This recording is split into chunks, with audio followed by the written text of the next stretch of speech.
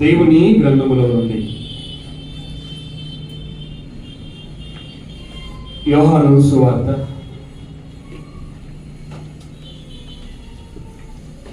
4వ అధ్యాయము 6వ వచనాన్ని మనము చదువుకుందాం. అక్కడ యాకోబు బావి ఉండెను గనుక యేసు ప్రయాణము వలన అలసి ఉన్న రీతినే ఆ బావి యొద్ద కూర్చుండెను. అప్పటికి ఇంచుమించు 12 గంటలాయను. ఈరోజు మన అంశము దేవుని కొరకు ప్రయాసపడుట. మనము చదువుకునేటువంటి వాక్య భాగంలో అలసిపోవుట అనే మాటని మనము చూసాం. గ్రీకు భాషలో కొపియోంటాస్ అనే పదం ఉంది. క్రొత్త నిబంధన గ్రీకు భాషలో వ్రాయబడిన విషయము మనందరికీ తెలుసు కదా. ఆ గ్రీకు పదానికి తెలుగులో అనువాదం చేసేటప్పుడు కష్టపడుట, అలసిపోవుట, పాటుపడుట, ప్రయాసము అని అనువాదం చేశారు. కాబట్టి ప్రయాస అనే పదానికి నానార్థాలుగా కష్టపడుట, అలసిపోవుట, పాటుపడుట అనే మాటలు కూడా ఉన్నాయి అన్నటువంటి విషయాన్ని మనము గమనించవలసినటువంటి వారమై ఉన్నాం. యోహాను సువార్త 4వ అధ్యాయం 6వ వచనంలో అలసిపోయాడు. ఎవరు అలసిపోయారు? యేసుక్రీస్తు వారు అలసిపోయారు. ఎందుకు అలసిపోయాడు? ప్రయాణం వలన అలసిపోయాడు. ఎక్కడికి ప్రయాణం చేశాడు అని మనము వాక్యమును పరిశీలన చేసినట్లయితే 2వ వచనము మనం చదువుకుంటే, ఆయన యూదయ దేశము విడిచి గలిలయ దేశమునకు తిరిగి వెళ్ళెను. యేసుక్రీస్తు వారు గలిలయ దేశంలో ఉన్నారు. గలిలయ దేశం నుండి ఎక్కడికి వచ్చాడంట? 5వ వచనం ప్రకారంగా సమరయలోని సుకారను ఒక ఊరికి వచ్చాను. గలిలయ దేశము నుండి సమరయలోని సుకారను ఒక ఊరికి యేసుక్రీస్తు వారు ప్రయాణం చేశారు. ఆ ప్రయాణం వలన ఏమయ్యాడంటే ఆయన అంటే అలసిపోయాడు. అలసిపోయినటువంటి అనుభవం యేసుక్రీస్తు జీవితంలో మనం చూస్తూ ఉంటున్నాం. ఇంతకు ఎందుకు ప్రయాణం చేశాడు? గలిలయ దేశము నుండి సమరయలోని సుకారుడు ఒక ఊరికి ఎవరి కొరకు ప్రయాణం చేశాడు? ఎవరి చిత్తము నెరవేర్చడం కొరకు ప్రయాణం చేశాడు అని మనము ఆలోచన చేసినట్లయితే సమరయలో 4వ అధ్యాయం, ఈ అధ్యాయం అంతా చదివితే మనకు అర్థమవుతుంది సమరయ స్త్రీ గురించి. యేసుక్రీస్తు వారు ఎందుకు ప్రయాణము చేశాడు అంటే ఒక్క సమరయ స్త్రీ కొరకు. ఒక్క సమరయ స్త్రీని మాత్రమే చూడలేదు యేసుక్రీస్తు వారు. ఆ స్త్రీ వెనుక ఆ ఊరిలో అనేకులు ఉండడాన్ని చూశాడు యేసుక్రీస్తు వారు. మనందరికీ తెలిసినటువంటి సందర్భం ఇది. యేసుక్రీస్తు వారు అలసిపోయి ఈ యాకోబు బావి దగ్గర కూర్చోవడం, సమరయ స్త్రీ ఆ బావి దగ్గరికి రావడం, ఆయన ఆమెను దాహం అడగడం, ఈ విధంగా వారి ఇరువురి మధ్య సంభాషణ జరగడం, చివరికి ఈ స్త్రీ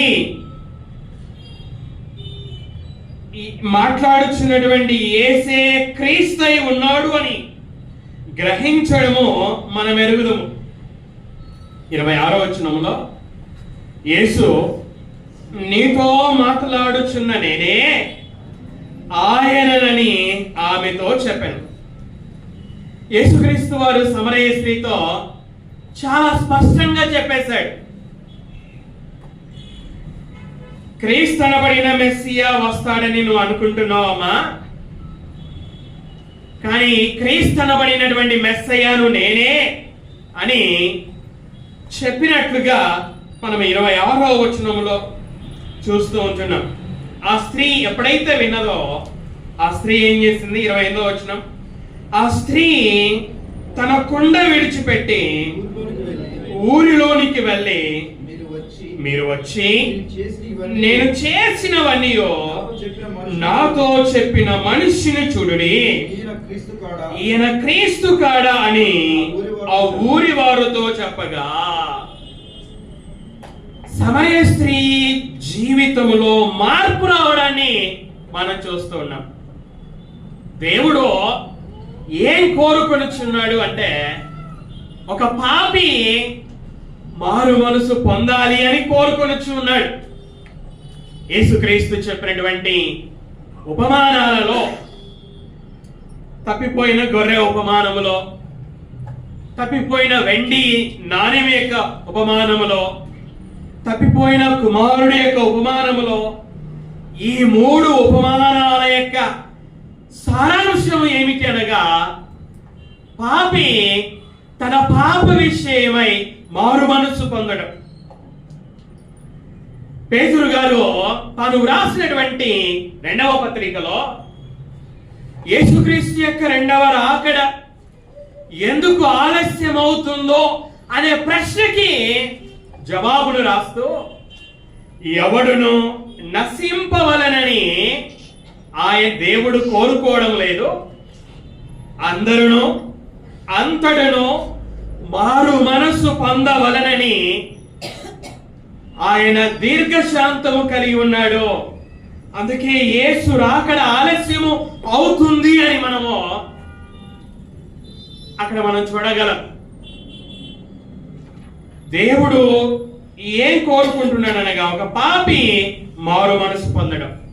సమరయ స్త్రీ తన పాప విషయములో మారు మనస్సు పొందడాన్ని మనం చూస్తూ ఉన్నాం. ఈ యొక్క అధ్యాయంలో యోహాను సువార్త 4వ అధ్యాయం.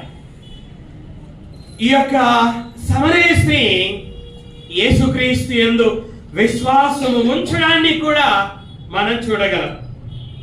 యేసుక్రీస్తు యందు ఈ స్త్రీ ఒక్కతే కాదు. చూడండి 39వ వచనాన్ని, అదే యోహాను సువార్త, నేను చేసినవన్నీయో నాతో చెప్పనని సాక్ష్యమిచ్చిన స్త్రీ యొక్క మాటను బట్టి ఆ ఊరిలోని సమరయులలో అనేకులు ఆయన యందు విశ్వాసం ఉంచిరి. సమరయ స్త్రీ ఒక్కటి మాత్రమే కాదు యేసు యందు విశ్వాసం ఉంచింది. ఆ స్త్రీ చెప్పినటువంటి మాటను బట్టి అనేకులు ఆయన యందు విశ్వాసం ఉంచారు. 41వ వచనాన్ని మనం చదువుకుందాం.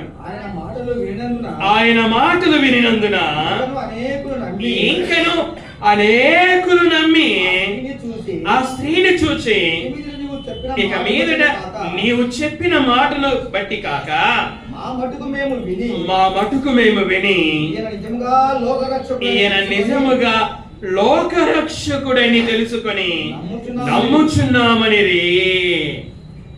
విశ్వసించడం. సమరయ స్త్రీ విశ్వాసం ఉంచింది.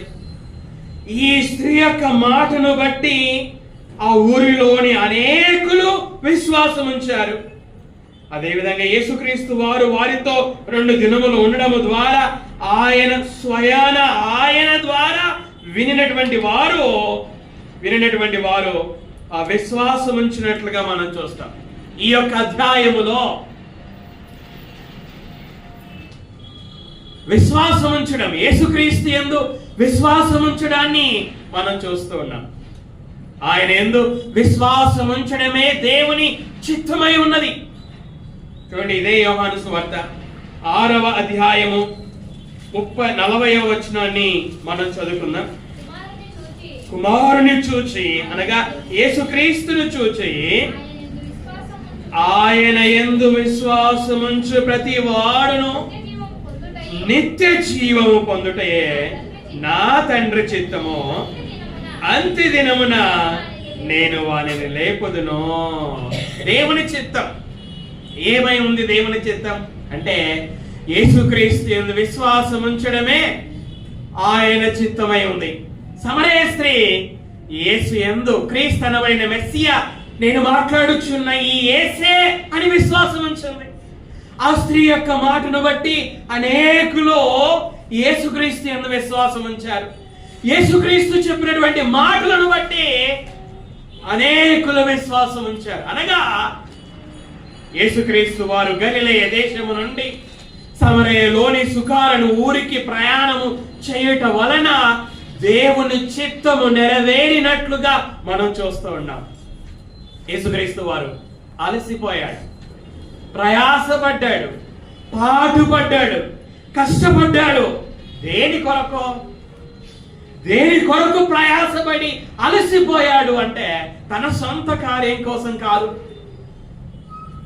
అనేకుల విశ్వాసం ఉంచాలి. అనేకుల విశ్వాసం ఉంచడము ద్వారా దేవుని చిత్తము నెరవేరబడాలి. యేసుక్రీస్తు వారు అనేక సందర్భాలలో తెలియజేశాడు. ఇదే 6వ అధ్యాయము, ఇదే సువార్త 6వ అధ్యాయము 38వ వచనంలో, నా ఇష్టమును నెరవేర్చుకొనుటకు నేను రాలేదు, నన్ను పంపిన వాని చిత్తము నెరవేర్చుటకే పరలోకము నుండి దిగి వచ్చితిని. యేసుక్రీస్తు వారు పరలోకము నుండి దేవుని చిత్తాన్ని నెరవేర్చుటకే వచ్చాడు. సమరయలోని సుకారును ఊరికి ప్రయాణము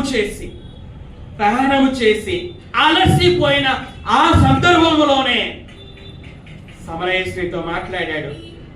ఆ సమరయ స్త్రీ అనేకులతో మాట్లాడడం, యేసుక్రీస్తు వారు సమరయలో 2 రోజుల నుండి అనేకులతో మాట్లాడడం, ఈ విధంగా ఆ అలసిపోయిన ఆ సందర్భంలోనే అనేకుల విశ్వాసం ఉంచడం, దేవుని చిత్తం నెరవేర్చబడడాన్ని మనం చూస్తూ ఉన్నాం.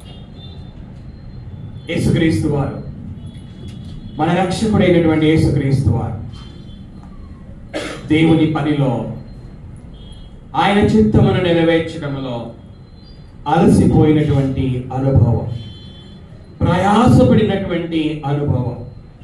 ఆ రోజులలో ఈ రోజు ఉన్నటువంటి ప్రయాణ సాధనాలు లేవు కదా. ఆ రోజులలో ఉన్నటువంటి ప్రయాణ సాధనాలు లేవు. యేసుక్రీస్తు వారు దేవుని చిత్తమును నెరవేర్చడంలో శరీరధారి ఉన్న దినాలలో అలసిపోయినటువంటి అనుభవం, ప్రయాసపడినటువంటి అనుభవం. ఈ ఉదయకాలపు వేళ మన రక్షకుడైనటువంటి యేసుక్రీస్తు వారు విశ్వాసమైనటువంటి మనకు మాదిరిగా ఉంటున్నాడు. మనం ఆయన నుంచి నేర్చుకోవలసినటువంటి వారమై ఉన్నాం. క్రైస్తవ జీవితంలో సోమరితనానికి చోటు అనేది ఉండకూడదు.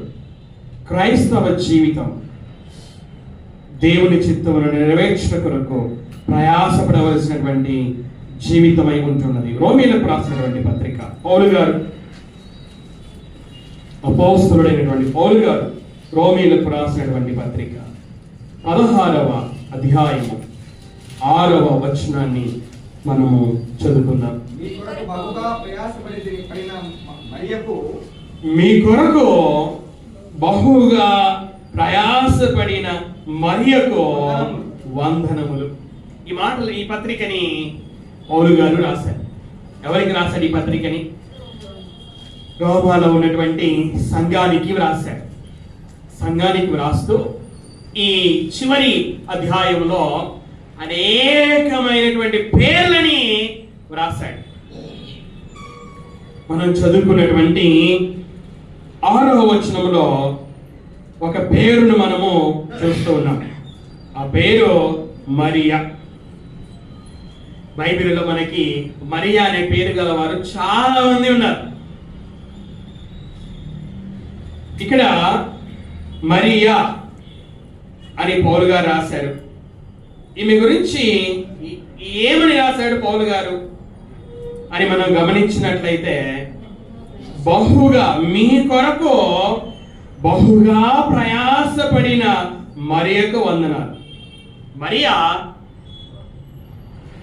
రోమాలో ఉన్నటువంటి సంఘము కొరకు బహుగా ప్రయాసపడిందంట. ఆ మాటలు చూడండి.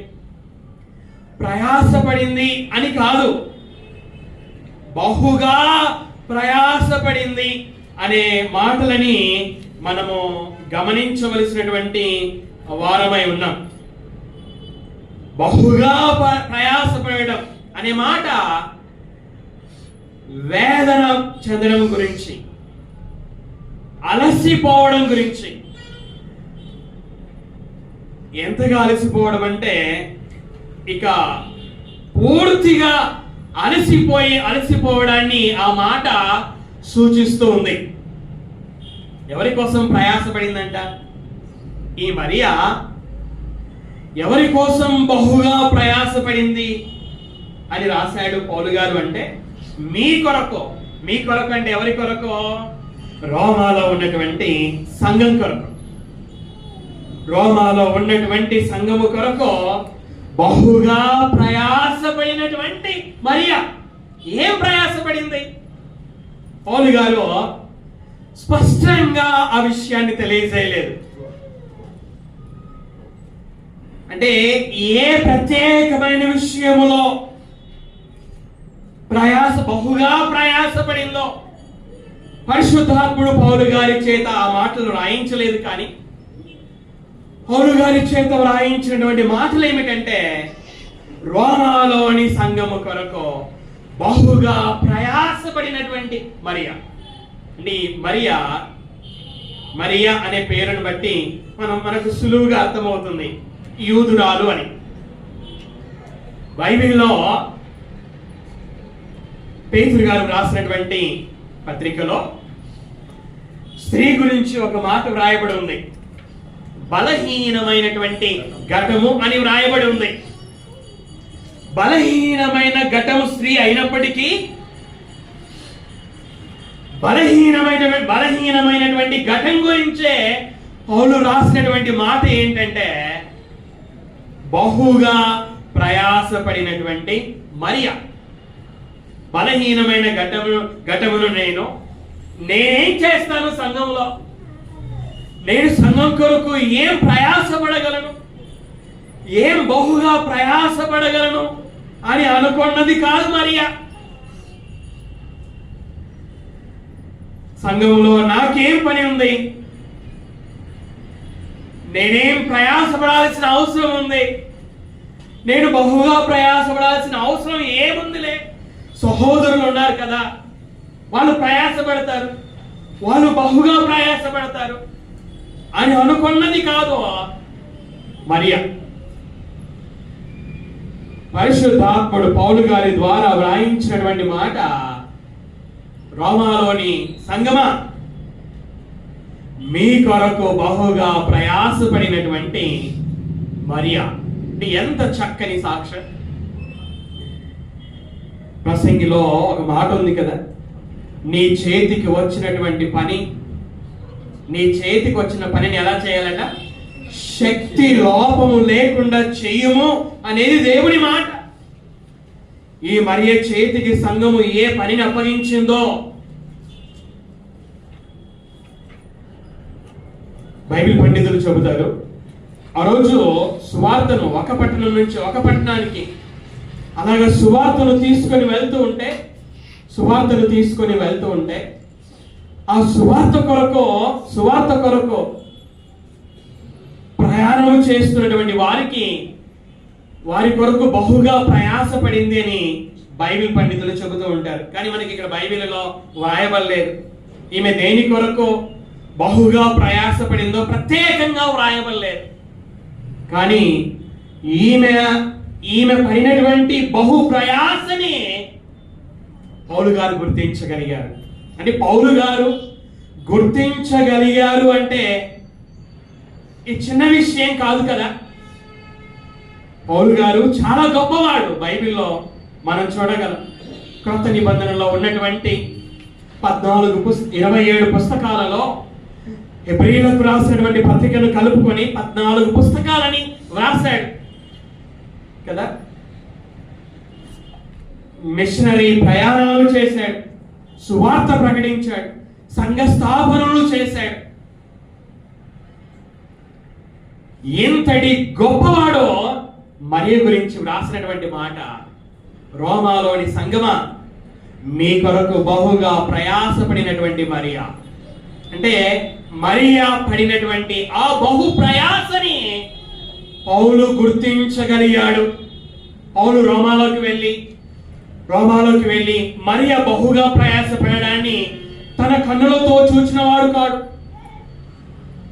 కానీ మరి ఎలా విన్నాడో అంటే ఆమెను చూస్తున్నటువంటి వారి ద్వారా విని ఈ మాటలని వ్రాస్తా ఉన్నాడు.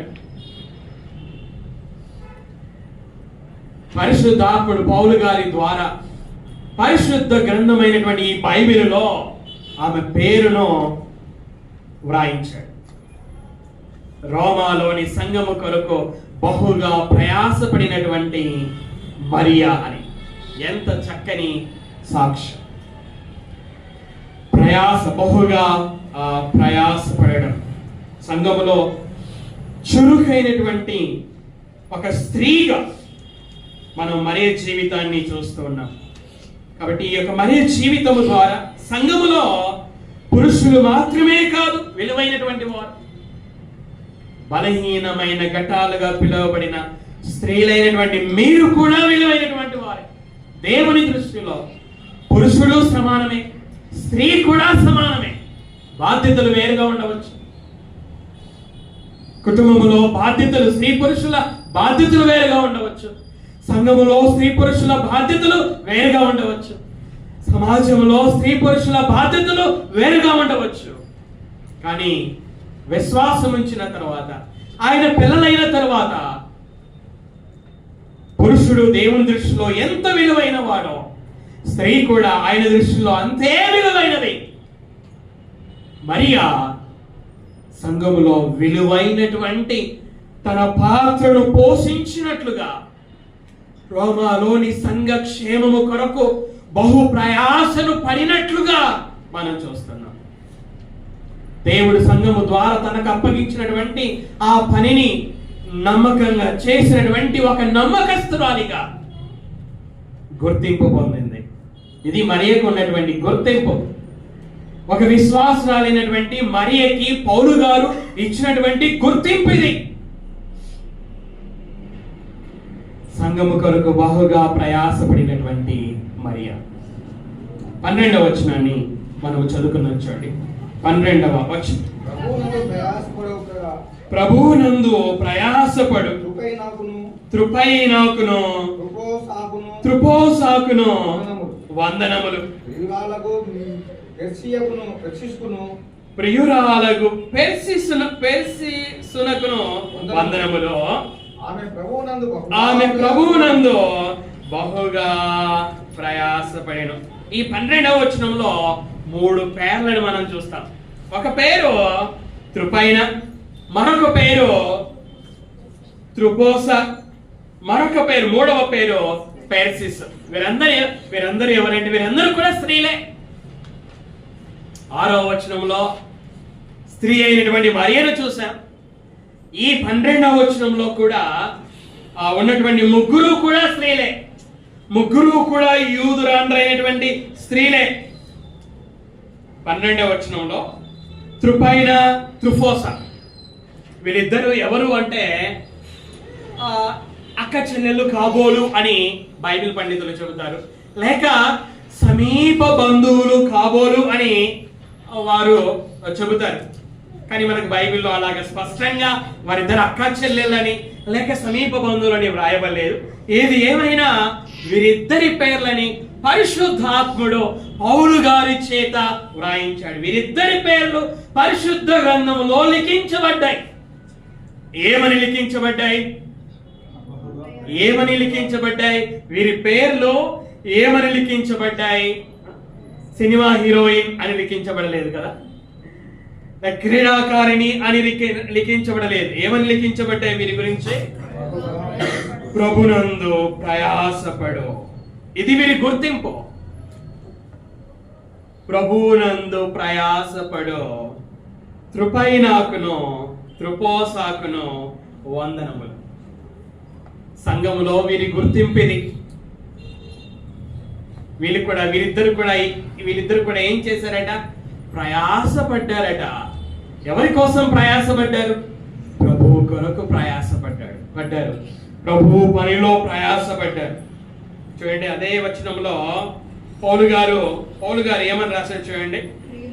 ప్రియురాలకు పెర్సిస్సునకు వందనములు. పౌలు గారు పెర్సిస్సును ఎలా సంబోధిస్తున్నాడు? ప్రియురాలు అని సంబోధిస్తున్నాడు. నేను గత వారాలలో జ్ఞాపకం చేశాను. అపోస్తులైనటువంటి యోహాను గారు గాయను సంబోధించేటప్పుడు ప్రియుడైన గాయనకు ప్రియుడా అని తాను రాసినటువంటి 3వ పత్రికలో 4 సార్లు సంబోధించినట్లుగా, అలాగే 4 సార్లు సంబోధించడం ద్వారా యోహాను గారికి ఆ గాయు పట్ల ఉన్నటువంటి ఆ బలమైన ఆప్యాయత ఏమిటో జ్ఞాపకం చేసుకున్నాం. ఇక్కడ కూడా అపోస్తలుడైనటువంటి పౌలు గారు పరిశుద్ధాత్ముడి యొక్క ప్రేరేపణ చేత రాస్తూ పెర్సిస్సు అనే ఒక స్త్రీ గురించి ఏమని సంబోధించాడనగా ప్రియురాలకు పెర్సిస్సు. ఇంకా ఆమె గురించి ఏమని రాస్తున్నాడు? ఆమె ప్రభువునందు బహుగా ప్రయాసపడింది. ఈమె కూడా ప్రత్యేకంగా ఏ పనిలో ప్రయాసపడిందో, త్రుపైన ఏ పనిలో ప్రయాసపడిందో, త్రుఫోస ఏ పనిలో ప్రయాసపడిందో, 6వ వచనంలో ఉన్నటువంటి మరియా ఏ పనిలో ప్రయాసపడిందో పౌలు గారు రాయలేదు. కానీ వీరందరూ కూడా ప్రయాసపడ్డారట. వీరందరూ కూడా బహుగా ప్రయాసపడ్డారట. వీరందరూ కూడా పాటుపడ్డారట, కష్టపడ్డారు అట, శ్రమ పడ్డారు అట. ఇంతకు వీరి ప్రయాస ఎవరి కోసం? వీరు బహుగా ప్రయాసపడింది ఎవరి కోసం అంటే ప్రభునందు ప్రయాసపడ్డారు. రోమాలోని సంఘం కొరకు ప్రయాసపడ్డారు. అంటే సారాంశమో దేవుని పనిలో ప్రయాసపడ్డారు. దేవుని పనిలో దేవుడు వారికి సంఘము ద్వారా అప్పగించిన ఆ పని, అది చిన్నదైనా పెద్దదైనా, ఆ అప్పగించినటువంటి పని సంఘ క్షేమాభివృద్ధి కొరకు అప్పగించబడింది అని గుర్తించినటువంటి వీరు ఆ పనిని నమ్మకంగా చేయడములో ప్రయాసపడ్డారు. ఆ పనిని శక్తి లోపము లేకుండా చేయడములో బహుగా ప్రయాసపడ్డారు. అంటే వాళ్ళకు గుర్తింపు వచ్చింది అంటే మనము ఆలోచించవలసిన వారమై ఉన్నాం. గుర్తింపు ఊరికే రాదు కదా. గుర్తింపు వచ్చింది అంటే అందరూ చూడగలిగారు, అందరూ వినగలిగారు. వీరు ప్రయాసపడడాన్ని, బహుగా ప్రయాసపడడాన్ని, సంఘము కొరకు శక్తి లోపం లేకుండా ప్రయాసపడడాన్ని చూడగలిగారు, వినగలిగారు. అందుకే ఈ విషయాలని ఎక్కడో ఉన్నటువంటి పౌలు గారిని కలుసుకున్నప్పుడు పౌలు గారికి తెలియజేయడం, పౌలు గారు వారి ద్వారా వినడం, వారి ద్వారా విని ఆ రోమా ప్రదేశానికి వెళ్ళకపోయినా, ఆ సంఘాన్ని కళ్ళతో చూడకపోయినా, చెవులతో వినకపోయినా రాయగలిగాడు అంటే వీరు ఎంతగా ప్రయాసపడి ఉంటేనే అంత గుర్తింపు వచ్చి ఉంటుంది. అంత గుర్తించారు గనుకనే పౌలు గారి దగ్గరికి వెళ్ళి వీరి గురించి ధైర్యంగా చెప్పగలిగారు కనుకనే పరిశుద్ధాత్ముడు పౌలు గారి ద్వారా వారి గురించి వ్రాయించారు. అంటే ఈ రోమీలకు రాసినటువంటి పత్రికలో పురుషుల పేర్లు కూడా ఉన్నాయి. పురుషుల పేర్లు చాలా ఉన్నాయి, కానీ నేను జ్ఞాపకం చేసిన నలుగురు కూడా స్త్రీలు. మరియా ఒక స్త్రీ, త్రుఫైనా ఒక స్త్రీ, త్రుఫోసా ఒక స్త్రీ, పెర్సిస్ ఒక స్త్రీ. యోహాను సువార్త 4వ అధ్యాయంలో మనం జ్ఞాపకం చేసుకున్న ఆ స్త్రీ కూడా, సమరయ స్త్రీ కూడా స్త్రీయే. ఈ ఉదయకాలపు వేళ 5 మంది స్త్రీలను మనం జ్ఞాపకం చేసుకున్నాం. రక్షకుడైన యేసుక్రీస్తును జ్ఞాపకం చేసుకున్నాం, 5 మంది స్త్రీలను జ్ఞాపకం చేసుకున్నాం. ఈ స్త్రీలందరూ కూడా దేవుడు వారికి అప్పగించిన, సంఘము ద్వారా వారికి అప్పగించినటువంటి పనిని శక్తి లోపము లేకుండా చేయడములో, నమ్మకంగా చేయడములో ప్రయాసపడి, బహుగా ప్రయాసపడి గుర్తింపు పొంది వారి పేర్లని ఈ విధంగా పరిశుద్ధ గ్రంథములో లిఖించుకునేటట్లుగా జీవించారు. పౌలు గారు తెస్సలోనీలకు రాసినటువంటి పత్రిక, పౌలు గారు తెస్సలోనీలకు రాసినటువంటి పత్రిక 1వ అధ్యాయం 2 అపోస్తలుడైనటువంటి పౌలు తెస్సలోనీకైలకు రాసినటువంటి మొదటి పత్రిక 1వ అధ్యాయము 2 మరియు 3 వచనాలను మనం చదువుకుందాం. విశ్వాసముతో కూడిన మీ పనిని ప్రేమతో కూడిన మీ ప్రయాసమును మన ప్రభువైన యేసుక్రీస్తునందలి నిరీక్షణతో కూడిన మీ ఓర్పును మేము మన తండ్రి అయిన దేవుని ఎదుట మానక జ్ఞాపకము చేసుకొనొచ్చు. మా ప్రార్థనల యందు మీ విషయమై విజ్ఞాపనము చేయొచ్చు. మీ అందరి నిమిత్తము ఎల్లప్పుడూ దేవునికి కృతజ్ఞతాస్తుతులు చెల్లించుచున్నాము. పౌలు గారు తెస్సలోనికైల జీవితంలో ఉన్నటువంటి 3 ప్రాముఖ్యమైనటువంటి విషయాలని ఈ 2 మరియు 3 వచనాలలో రాశాడు. ఆ 3 ప్రాముఖ్యమైన విషయాలు ఏమిటి అనగా, 1 విశ్వాసముతో కూడిన వారి పని, 2వది ప్రేమతో కూడినటువంటి వారి ప్రయాస, 3వది నిరీక్షణతో కూడినటువంటి వారి ఓర్పు. ఈరోజు దేవుని కొరకు ప్రయాసపడడం అనే అంశాన్ని నేను చెబుతున్నాను కనుక ఈ తెస్సలోనికైల యొక్క ప్రేమతో కూడినటువంటి ప్రయాసను నేను జ్ఞాపకం చేయబోచు ఉంటున్నాను. ప్రేమతో కూడినటువంటి ప్రయాస. తెస్సలోనికైలో ప్రేమ కలిగినటువంటి వారు కనుకనే ప్రయాసపడ్డారు. యాకోబు ఆదికాండము 29వ అధ్యాయం 20వ వచనాన్ని మనం చదువుకున్నాం. ఆదికాండం 29వ అధ్యాయం 20వ వచనం. యాకోబు రాహేలు కోసము 7 సంవత్సరములు కొలువు చేసెను. అయినను అతడు ఆమెను ప్రేమించడం వలన అవి అతనికి కొద్ది దినములుగా తోచెను. మనందరికీ తెలుసు ఈ సందర్భం. యాకోబు ఏం చేశాడట? ఇక్కడ కొలువు చేశాడట, అంటే సేవ చేశాడు, పరిచర్య చేశాడు. ఎవరికి కొలువు చేశాడు?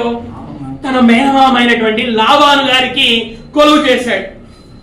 ఎవరి కోసం కొలువు చేశాడు అంటే రాహేలు కోసం కొలువు చేశాడు. మేనమామకి 2 కూతురులు ఉన్నారు. పెద్ద కూతురి పేరు లేయా, చిన్న కుమార్తె పేరు రాహేల్. ఈ రాహేలును యాకోబు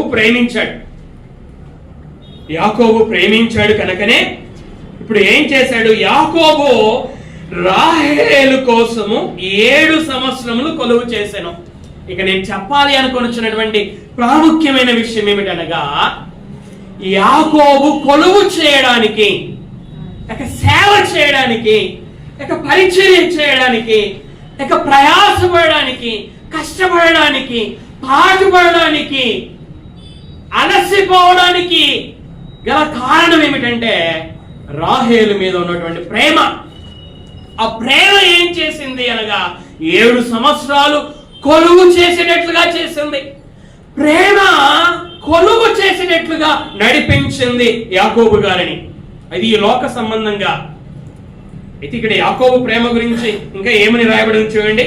ఈ యాకోబు రాహేలు కోసం 7 సంవత్సరములు కొలువు చేసెను, అయినను అంటే 7 సంవత్సరాలు కొలువు చేసినను అతడు ఆమెను ప్రేమించుట వలన అది అతనికి కొద్ది దినములుగా తోచెను. 7 సంవత్సరాలు కొద్ది దినాలుగా అనిపించాయంట. 7 సంవత్సరాలు ఎక్కడ, కొద్ది దినాలు ఎక్కడ?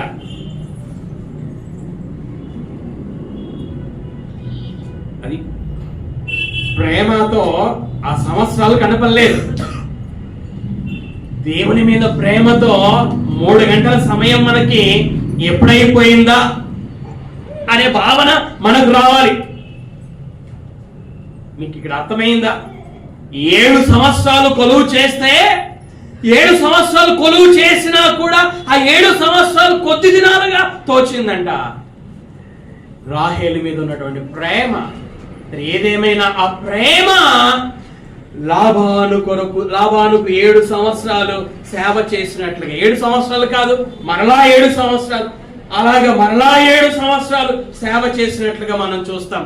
ప్రేమ కొలువు చేసినట్లుగా నడిపించింది. అంటే యేసుక్రీస్తు వారు అలసిపోయాడు, ప్రయాణం వలన అలసిపోయాడు అని జ్ఞాపకం చేశాను. దేవుని మీద ఉన్నటువంటి ఆ ప్రేమ ప్రయాణం చేసినట్లుగా, యేసుక్రీస్తు వారికి తండ్రి అయిన దేవుని మీద ఉన్నటువంటి ప్రేమ ప్రయాణము చేసేటట్లుగా చేసింది. ఆ ప్రయాణంలో అలసిపోయేటట్లుగా చేసింది. అలసినా కూడా స్త్రీతో మాట్లాడేటట్లుగా చేసింది. సమరయలో 2 దినాలు ఉండి అక్కడ ఉన్నటువంటి ప్రజలతో మాట్లాడేటట్లుగా చేసింది. ప్రేమ, దేవుని పట్ల ఉన్నటువంటి ప్రేమ ప్రయాణంలో అలసిపోయి దేవుని యొక్క చిత్తాన్ని నెరవేర్చినట్లుగా చేసింది. మరియా దేవుని పట్ల ఆమెకున్నటువంటి ప్రేమ బహుగా ప్రయాసపడేటట్లుగా చేసింది. త్రుఫోసా, పెర్సిస్ వీరందరూ కూడా దేవునిని ప్రేమించినటువంటి వారే. వీరు దేవునిని ప్రేమించారు కనుకనే బహుగా ప్రయాసపడేటట్లుగా సంఘములో ఇవ్వబడినటువంటి పనిని శక్తి లోపము లేకుండా నమ్మకత్వముతో ఆ పనిని ముగించినట్లుగా నడిపించింది ప్రేమతో ప్రయాసపడ్డారు వీరందరూ కూడా.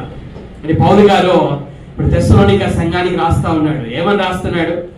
తెస్సలోనికయులారా, ప్రేమతో కూడిన మీ ప్రయాస, మీరు ప్రేమ కలిగినటువంటి వారు, అందుకే మీరు ప్రయాసపడుతూ ఉన్నారు దేవుని పనిలో. మీరు ప్రేమ కలిగినటువంటి వారు. పౌలు గారు తెస్సలోనీయులకు రాసినటువంటి పత్రిక, మొదటి పత్రిక 3వ అధ్యాయము 6వ వచనాన్ని చదువుకున్నాం. తిమోతియు,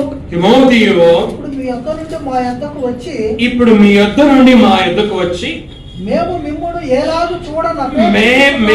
మిమ్మును ఏలాగు చూడనపేక్షించుచున్నామో అలాగే మీరును మమ్మను చూడనపేక్షించుచు ఎల్లప్పుడూ మమ్మను ప్రేమతో జ్ఞాపకం చేసుకొనుచున్నారని మీ విశ్వాసమును గూర్చియో మీ ప్రేమను గూర్చియో సంతోషకరమైనటువంటి సమాచారమును మాకు తెచ్చెను. ఈ తెస్సలోనికైలో ప్రేమ కలిగినటువంటి వారు వీరు ఏం చేస్తున్నారట? ప్రేమతో పౌలు గారిని, తిమోతి గారిని, శీలను జ్ఞాపకం చేసుకొనుచున్నారట. తెస్సలోనిక పట్టణంలో ఉన్నారు. పౌలు గారు వేరొక స్థలంలో ఉన్నారు. వేరొక స్థలంలో ఉన్నటువంటి పౌలు గారిని, శీలని, తిమోతిని ఈ తెస్సలోనికైలు జ్ఞాపకం చేసుకొనుచున్నారట. ఎలా జ్ఞాపకం చేసుకొనుచున్నారట? ప్రేమతో జ్ఞాపకం చేసుకొనుచున్నారట. ఎందుకంటే ఈ పౌలు, శీల, తిమోతి ద్వారానే సువార్త విన్నారు వీరు కనుక తమకు సువార్త ప్రకటించినటువంటి వారిని ప్రేమతో జ్ఞాపకం చేసుకున్నారు. చూడండి, అదే పత్రిక 4వ అధ్యాయం 9 మరియు 10 వచనాలు. అదే పత్రిక, సహోదర ప్రేమను గూర్చి మీకు వ్రాయనక్కరలేదు. మీరు తెస్సలోనికలో ఉన్నటువంటి విశ్వాసులారా, మీరు సంఘములో ఒకరినొకడు ప్రేమించుటకు దేవుని చేతనే నేర్పబడితిరి. ఈ వచనం చూడండి, అలాగుననే మాసిదోనియా ఎందంతట ఉన్న సహోదరులందరినీ మీరు ప్రేమించుచున్నారు. తెస్సలోనికలో ఉన్నటువంటి విశ్వాసులు ఏం చేస్తున్నారట? ప్రేమిస్తున్నారు. ఎవరిని ప్రేమిస్తున్నారు? మాసిదోనియాలో ఉన్నటువంటి వారిని ప్రేమిస్తున్నారు. ఇంకా చూడండి, వీరి ప్రేమ గురించి పౌలు గారు ఏమని రాశారు? పౌలు గారు తెస్సలోనికైలకు రాసినటువంటి 2వ పత్రిక 1వ అధ్యాయం 3వ వచనాన్ని మనం చదువుకున్నాం. సహోదరులారా, మేమెల్లప్పుడూ మిమ్మును గూర్చి దేవునికి కృతజ్ఞతాస్తుతులు చెల్లించుటకు బద్ధులమై ఉన్నాము. ఇది యుక్తమే.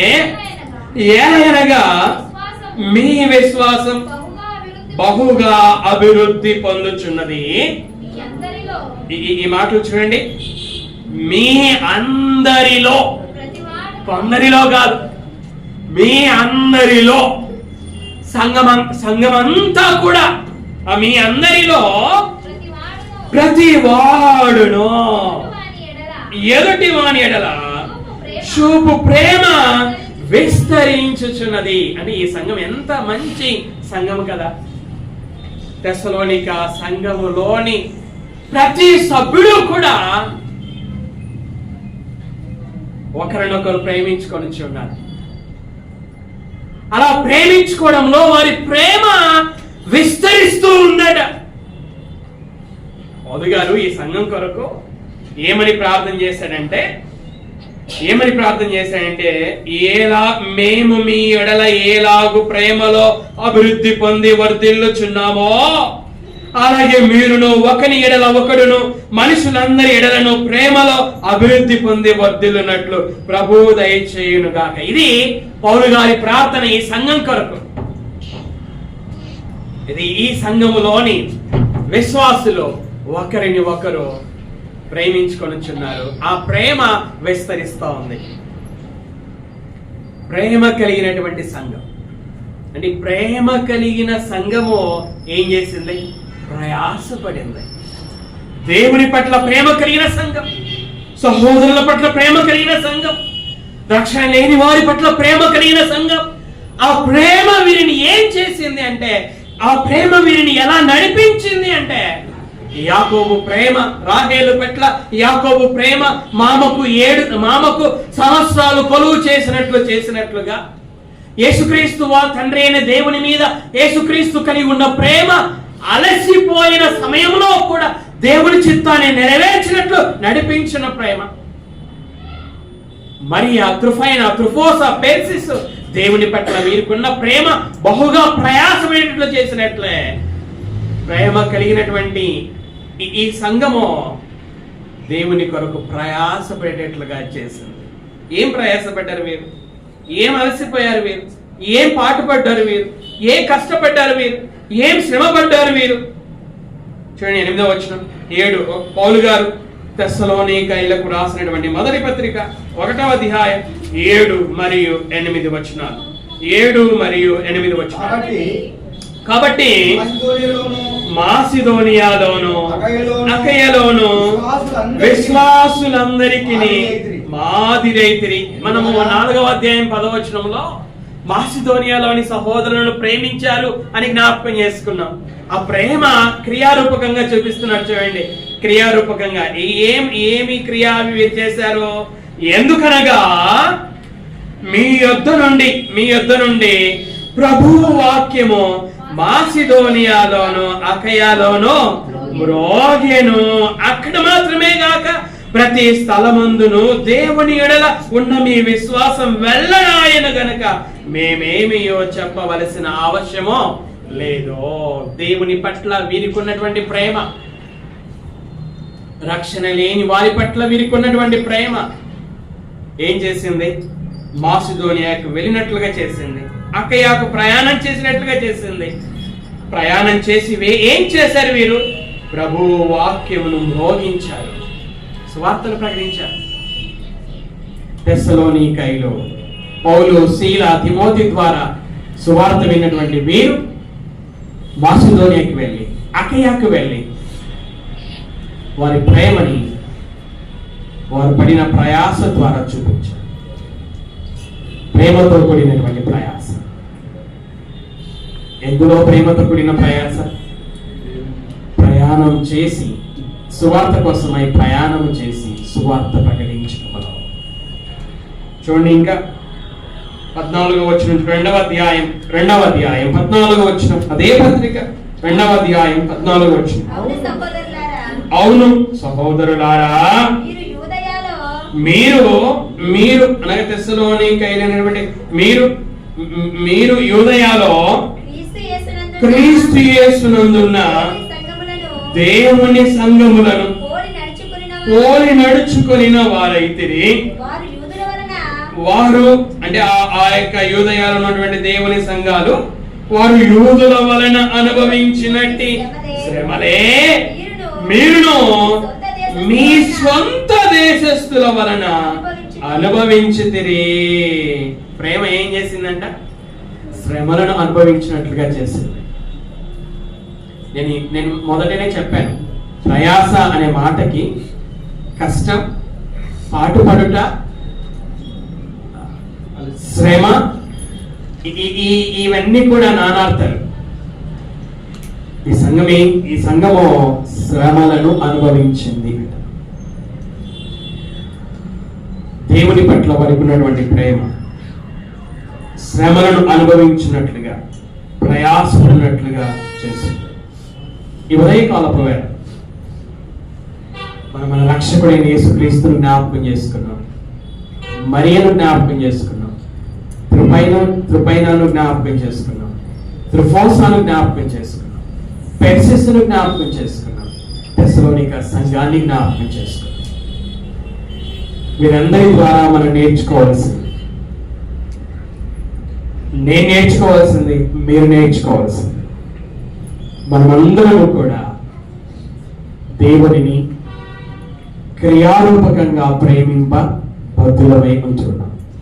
అలాగే మనలను వలె మన పొరుగు వారిని ప్రేమింపబద్ధులమై ఉన్నాం. ఈ ప్రేమ దేవుని పట్ల సహోదరుల పట్ల ఉన్నటువంటి ప్రేమ మనం ప్రయాసపడేటట్లుగా, బహుగా ప్రయాసపడేటట్లుగా మనలను నడిపించవలసినదై ఉన్నది. ఏ విధంగా యేసుక్రీస్తు వారు దేవుని చిత్తమును నెరవేర్చడంలో ప్రయాసపడ్డారో, ఒక మరియా, ఒక త్రుఫైనా, త్రుఫోసా, పెర్సిస్, తెస్సలోనిక సంఘము ద్వారా వారికి ఇవ్వబడినటువంటి పనులను నమ్మకంగా చేయడంలో, ఆ పనులను ప్రారంభం మొదలుకొని ముగింపు వరకు నెరవేర్చడంలో, శక్తి లోపం లేకుండా నెరవేర్చడంలో ఏ విధంగా ప్రయాసపడ్డారు, ఏ విధంగా బహుగా ప్రయాసపడ్డారు, ఏ విధంగా గుర్తింపు సంపాదించుకున్నారు, ఏ విధంగా వారి పేర్లని బైబిల్ గ్రంథంలో వ్రాయించుకున్నారు. మరి ఈరోజు మనం కూడా ఆ విధంగా ప్రయాసపడాలి అని, బహుగా ప్రయాసపడాలి అని దేవుడు మనకిచ్చిన పనిని, అది చిన్నదైనా పెద్దదైనా, నమ్మకంగా, శక్తి లోపం లేకుండా దేవుడు సంతోషపడే విధంగా, మనుషుల కోసమని కాక, దేవుడు ఈ పని దేవునిది అని గుర్తించి ఆ పనిని ఆయన సంతోషపడే విధంగా, ఆయనకు మహిమ కలిగే విధంగా మనము చేయవలసినటువంటి వారమై ఉన్నాం. మనకి 3 రోజుల మీటింగ్స్ ఉన్నాయి. ఆ మీటింగ్స్ లో మనం ప్రయాసపడవలసిన వారమై ఉన్నాం. నేను ఈ వర్తమానం చెప్పడానికి గల ఉద్దేశము మనము కూడా ప్రయాసపడాలి. 3 రోజులు హాజరు కావడంలో ప్రయాసపడాలి. ఈ 3 రోజులు దేవుని మాటలు విని అర్థం చేసుకోవడంలో, మన కుటుంబం అంతా హాజరవ్వడంలో ప్రయాసపడాలి.